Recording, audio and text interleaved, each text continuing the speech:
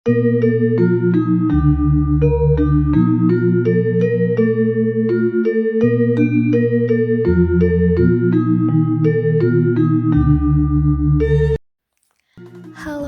pendengar setia, selamat datang di podcast sejarah ini.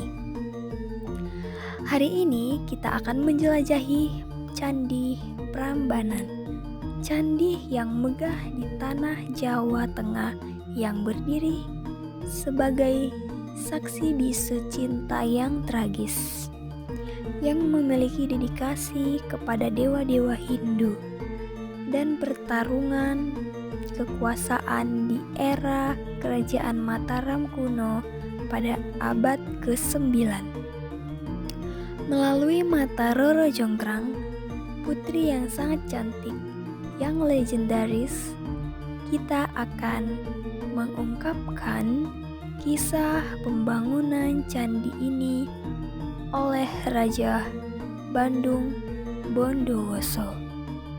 Nah, jadi mari kita telusuri bagaimana cinta, dewa, dan kekuasaan saling bertautan dalam sejarah Nusantara.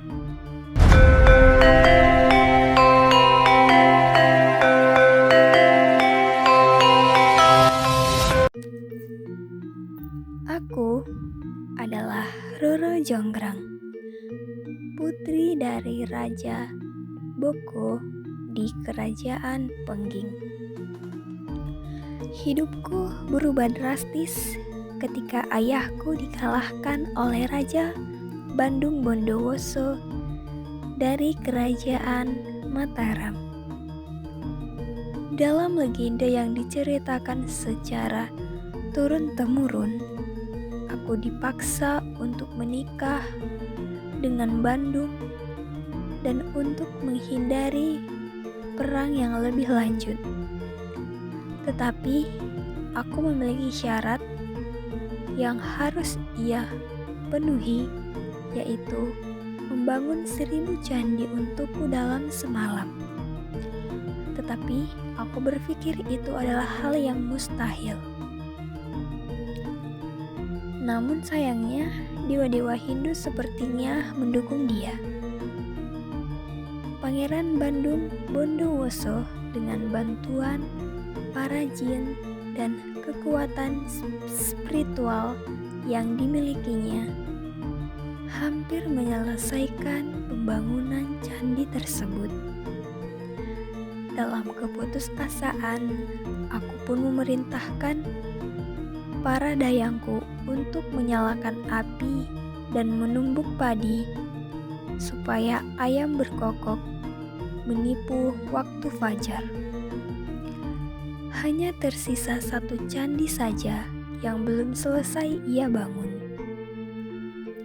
yaitu candi utama yang didedikasikan untuk Dewa Siwa, yang dimana sebagai simbol kekuasaan dan keabadian.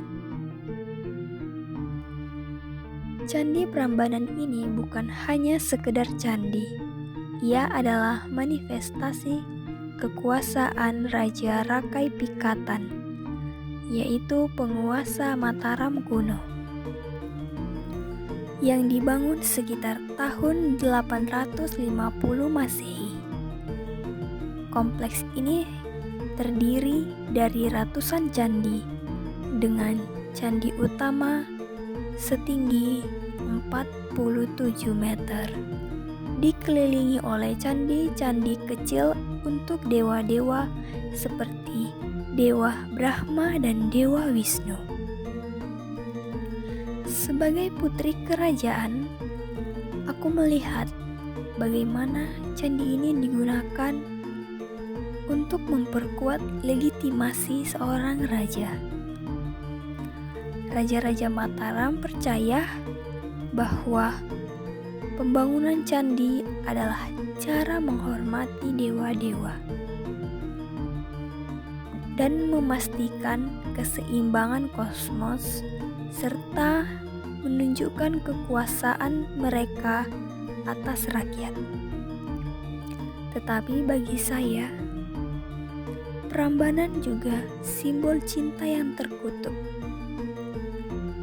Bandung dalam amarahnya pun karena tipuanku mengutukku menjadi patung di candi utama yang belum sempat ia bangun, yaitu patung Durga, Dewi yang melindungi. Itu adalah hukuman atas cintaku yang palsu, tetapi juga pengingat bahwa kekuasaan seringkali mengorbankan cinta hanya untuk politik. Bayangkan saja aku sebagai rakyat biasa di masa itu menyaksikan ribuan pekerja, petani, pedagang, dan budak bekerja keras di bawah panas terik. Mereka datang dari desa-desa sekitar, dipaksa oleh raja untuk membangun monumen ini. Candi ini bukan hanya tempat pemujaan, ia juga sebagai tempat pusat ekonomi dan politik. Pedagang dari luar negeri seperti utusan dari Tiongkok atau India datang ke sini, yang terpesona oleh arsitektur yang megah. Tetapi di balik kemegahan candi ini ada sebuah konflik,